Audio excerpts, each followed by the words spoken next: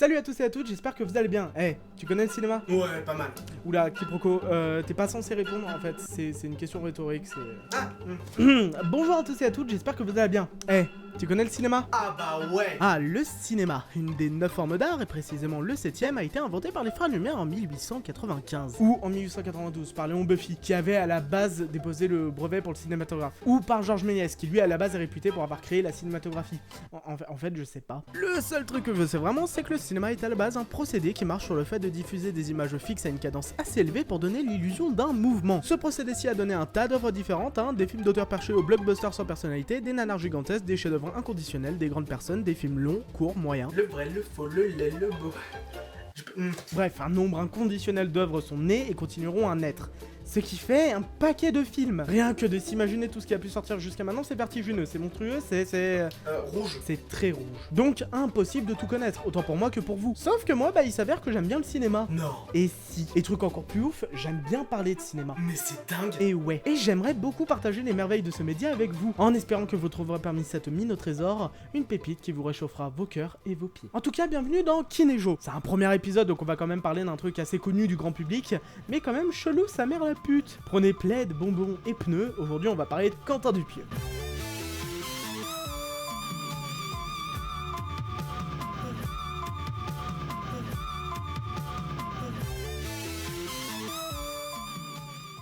Beaucoup de choses à dire, on va pas tortiller du cul, on va commencer de suite. Quentin Dupieux, aka Mister Oiseau, est un auteur-réalisateur français, mais avant tout, un musicien. Il est une des têtes pionnières du mouvement de la French Touch, avec Kavinsky, Sébastien Tellier et surtout les Daft Punk. Et pour ceux qui ne connaissent pas la French Touch, vous avez internet. Et il se met à réaliser des clips pour ses propres chansons, ou des artistes tels que Laurent Garnier ou même Marilyn Manson. Tiens, d'ailleurs, tu savais que Marilyn Manson avait réalisé un super film?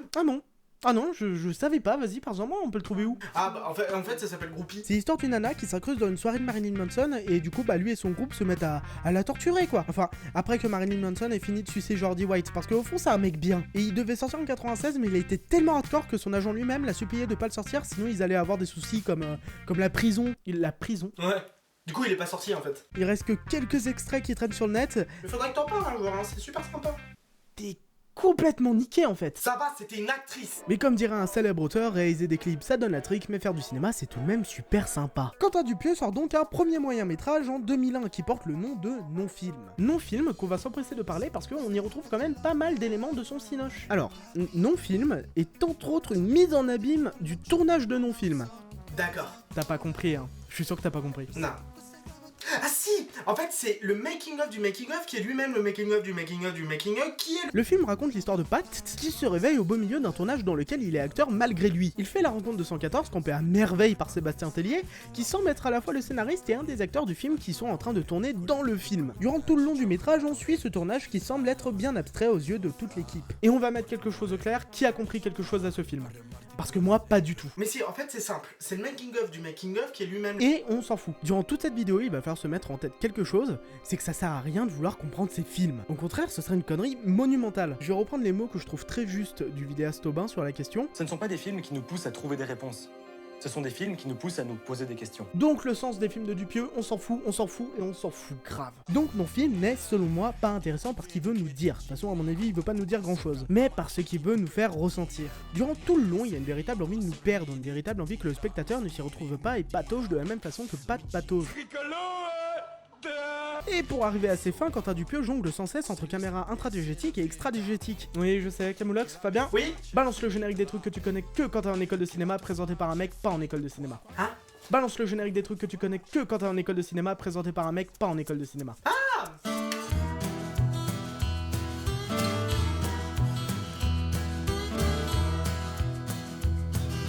Une caméra extradigétique est la forme de caméra qu'on trouve le plus au cinoche. Il s'agit d'une caméra qui est extérieure à la diégèse, donc les personnages n'ont aucune conscience qu'il y ait une quelconque caméra. Mais il arrive que dans certains films, surtout les found footage, les personnages ont conscience de la caméra. La caméra est donc dans la diégèse et on dit que la caméra est intradiégétique. On a pu voir ce genre de caméra pour la première fois dans le film À bout de souffle de Jean-Luc Godard. Mais on peut remonter encore plus loin en parlant de Forbidden Planet ou bien même des films de Ed Wood, chose que je ne ferai pas. Ah, par exemple, Groupie, c'est un film avec une caméra intradigétique. Exactement, mais il va falloir que t'arrêtes de me parler de ce film, c'est angoissant. Mais vu qu'une image est bien plus parlante que 1000 mots, voici un exemple. Voici Fabien qui mange une banane avec une caméra extradigétique.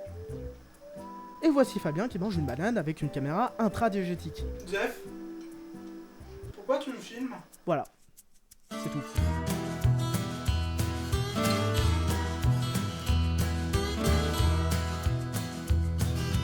Mais du coup, comme je le disais, il y a une véritable envie de nous perdre en utilisant ingénieusement la caméra intra-extra-diégétique, et parfois les deux en même temps. Et le fait de nous perdre est un élément récurrent des films de Quentin Dupieux. On n'a jamais toutes les clés de compréhension. Enfin, ça et les terrains vagues. Il adore les terrains vagues. Mais comme je le disais auparavant, comprendre un film de Quentin Dupieux, bah c'est du caca, avec une cerise dessus, hein, parce que c'est une très jolie initiative, mais ça reste du caca quand même. Ce qui est important, c'est de se laisser transporter par les films de Quentin Dupieux. Je t'avoue que je suis pas forcément d'accord avec toi. Ah, dis-moi tout Fabien. Je pense pas qu'on s'en fout. Ah bah si, on s'en fout, et grave. Non mais laisse-moi finir. Ah bah tu veux une preuve, Rubber. Rubber est le troisième film de Quentin... T'es un enculé en fait. Rubber est le troisième film de Quentin Dupieux et le premier film d'une période du réalisateur que j'aime nommer, la trilogie du 5D, bah c'est super sympa. Après son premier long métrage Steak avec Eric Ramsey, qui a été d'ailleurs un pur échec commercial et critique dû à une très mauvaise communication, et bien Dupieux décide de se barrer aux States pour faire des films avec son petit 5D. Et la caméra 5D, bah c'est ça, c'est une caméra de chez Canon qui a été longtemps considérée comme le must en termes de qualité-prix. Beaucoup d'indés l'ont utilisé, mais aussi des films plus ambitieux. Par exemple ça, bah c'est de la 5D. La trilogie du 5D c'est super sympa et composée de 3 films bien distincts. Rubber, sur lequel on va s'attarder d'ici quelques minutes, Wong et Wong Cops. Deux films que je vous invite sincèrement à voir, ce sont des petits bijoux, surtout Wong. Bref. De quoi ça parle Rubber? Rubber raconte deux arcs bien distincts. Le premier raconte les aventures d'un pneu tueur en série et télépathe qui se réveille en plein milieu du désert californien. Il n'hésitera pas à tuer pour deux raisons, se venger des humains qui brûlent ses copains pneus, tu m'étonnes, et par frustration sexuelle. Tu dis rien? Je boude. Mais ce qui m'intéresse le plus... Mais c'est vrai que j'ai vachement envie de faire une blague sur le réalisateur il a pris de la drogue ou quoi? Mais je vais pas la faire. Mais ce qui m'intéresse le plus et qui selon moi signe le vrai intérêt du film, c'est le deuxième arc. Toute cette histoire de pneus est une espèce de spectacle fictionnel. Ah mais ça change rien du tout, j'ai toujours pas compris. Nous allons donc simplement suivre un public qui observe ce spectacle et qui y réagit. Mais on y reviendra juste après. Avant, j'aimerais vous parler de la scène d'ouverture de Rubber, qui selon moi représente vraiment le cinéma de Quentin Dupieux, et qui fera fermer la grosse gueule à Fabien. Hein? Je vais mettre un timecode quelque part dans l'image pour skip l'extrême, mais si vous l'avez pas vu, bah je vous déconseille fortement de skipper. Du coup bah je vous vire le timecode.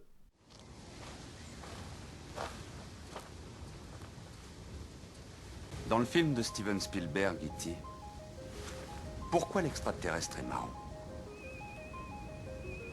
Aucune raison. Dans Love Story, pourquoi est-ce que les deux héros tombent follement amoureux l'un de l'autre? Aucune raison. Dans le film d'Oliver Stone, JFK, pourquoi le président est-il tout à coup assassiné par un inconnu? Aucune raison. Dans l'excellent Massacre à la tronçonneuse de Toby Hooper, pourquoi est-ce qu'on ne voit jamais les personnages faire un tour aux toilettes ou se laver les mains, comme on a l'habitude de le faire dans la vraie vie? Définitivement aucune raison. Pire encore, dans Le pianiste de Polanski, pourquoi ce gars doit se cacher et vivre comme un chien alors qu'il joue du piano super bien? Je le redis, la réponse est aucune raison. Et je pourrais continuer comme ça pendant des heures, j'ai plein d'autres exemples. La liste est sans fin. Vous y avez probablement jamais songé. Mais tous les grands films, sans exception, contiennent une part importante de aucune raison. Et vous savez pourquoi? Parce que la vie elle-même est une succession de aucune raison. Pourquoi ne voit-on pas l'air tout autour de nous? Aucune raison. Pourquoi est-on toujours en train de réfléchir? Aucune raison. Pourquoi certaines personnes aiment les saucisses alors que d'autres personnes détestent les saucisses? Aucune putain de raison. Te fatigue pas à expliquer toutes ces conneries, allez viens. Une seconde, laisse-moi terminer. Chers spectateurs, le film que vous vous apprêtez à regarder est un hommage aux aucune raison. Cette figure de style d'une puissance fantastique.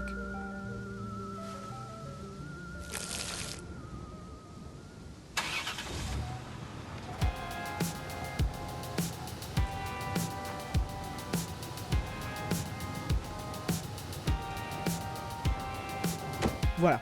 Cet extrait dit tout. Il ne faut pas chercher à comprendre un film de Quentin Dupieux, car c'est simplement pas le but de ces films. Ce sont des odes à l'interprétation personnelle, sans jamais vouloir délivrer une quelconque vérité ou je sais pas quoi. Ce sont des films qui cherchent juste à nous faire poser des questions. Des questions sur pourquoi Pat se réveille dans cette voiture, pourquoi cela ne dérange pas le jardinier que sa voiture se fasse repeindre par un inconnu, ou même pourquoi cet inconnu repeint sa voiture. Si vous voulez voir un film de Quentin Dupieux, selon moi le meilleur état d'esprit à avoir c'est de se poser autant de questions qu'on le veut, en acceptant que la réponse sera no reason.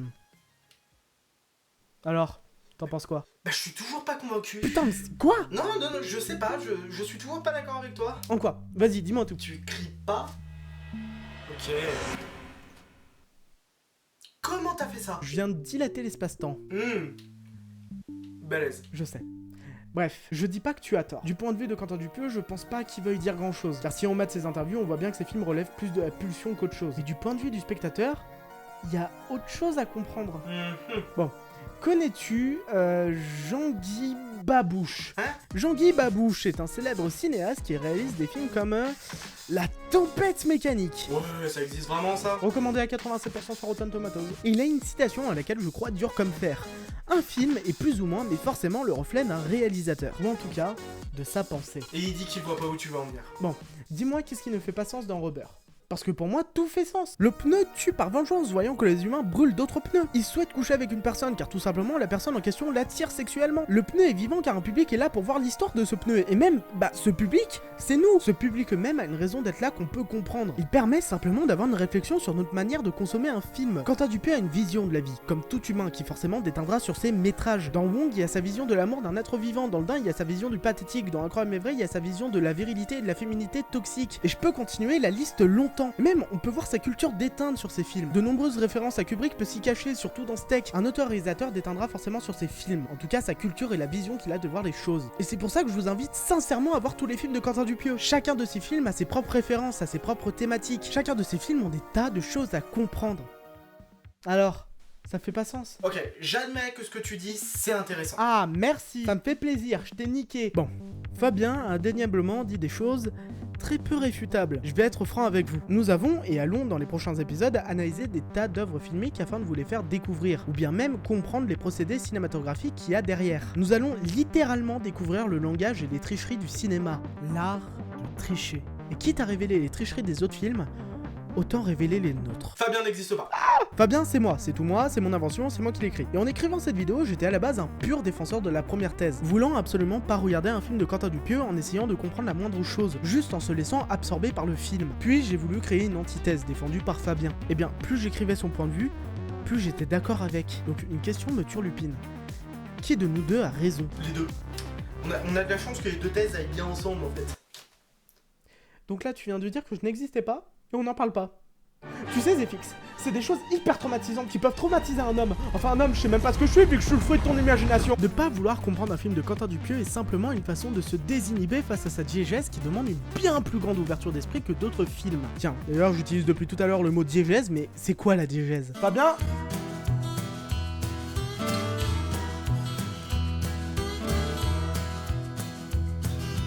On a pu voir ce terme apparaître pour la première fois en 1951, dans un article du nom de la structure de l'univers filmique et le vocabulaire de la filmologie, un article de Étienne Souriau, un philosophe français spécialiste de l'esthétique. Il décrit la diégèse comme tout ce qui est censé se passer selon la fiction que présente le film, tout ce que cette fiction impliquerait si on la supposait vraie.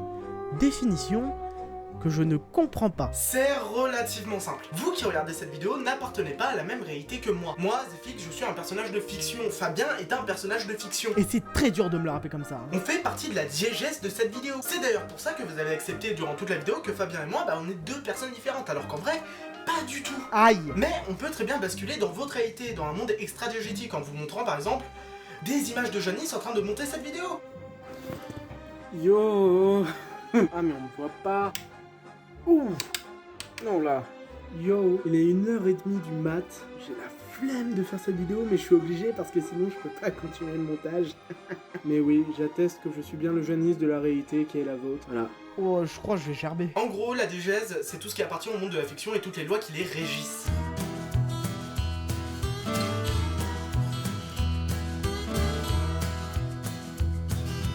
Ne pas vouloir comprendre un film de Quentin Dupieux est simplement une façon de se désinhiber face à sa diégèse qui demande une bien plus grande ouverture d'esprit que d'autres films. Quentin Dupieux joue sans cesse à nous perdre, à enchaîner les situations impromptues et absurdes. L'univers de Quentin Dupieux est vachement dur à accepter. Donc ouais, naturellement, je me suis dit que je ne chercherais pas à comprendre ces films, ce qui est une façon intéressante de les regarder d'ailleurs, car j'ai pu me faire emporter bien plus facilement par les ambiances, par les vannes, etc. etc. Mais je passais à côté d'une partie de son cinéma, je passais à côté d'une partie de Quentin Dupieux, de toutes les thématiques traitées, de toutes les interprétations qu'on pouvait avoir, car ces films sont une ode à l'interprétation. C'est là où on peut voir que Quentin Dupieux est un cinéaste hyper complet, avec une forme aussi intéressante que le fond et vice versa. Regardez du Quentin Dupieux, malgré des films très courts, rarement des films ont autant nourri.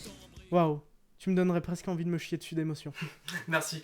Et merci à toi d'avoir pu me faire évoluer sur ma pensée. Ah, pas de soucis. Bon, je peux me faire un petit plaisir? Allez, je te l'accorde. Ok. Bonjour à tous et à toutes, j'espère que vous allez bien. Tu connais Groupie de Marilyn Manson? Ah non, j'avais pas... Non. Laisse-moi te gâcher la